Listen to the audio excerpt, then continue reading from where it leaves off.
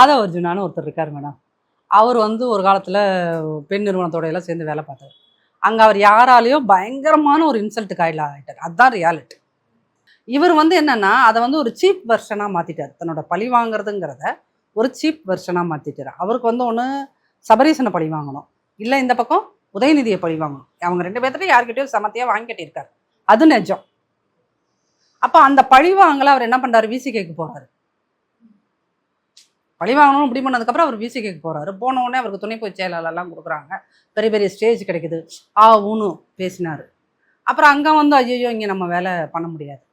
இப்போ அங்கேருந்து அப்போ விஜய் கட்சி தொடங்கணுன்னா அங்கே போயிட்டார்.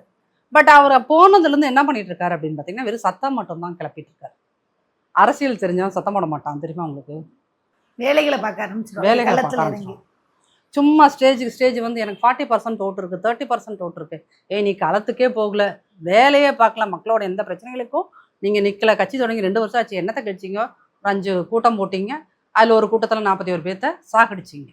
இதை தவிர்த்து நீங்கள் செய்த சாதனைனா ஒன்றுமே கிடையாது. அப்போ சும்மா நீங்கள் வந்து ஒரு கட்சியை ரன் பண்ணணும்னா ஃபஸ்ட்டு கட்சிக்குன்னு ஒரு ஸ்ட்ரக்சர் வேணும். 13 வருஷம் ஆயிடுச்சு நாம் தமிழர் வந்து, அவங்கள்ட்ட இன்ன வரைக்கும் கட்சிக்குன்னு ஒரு ஸ்ட்ரக்சர் கிடையாது.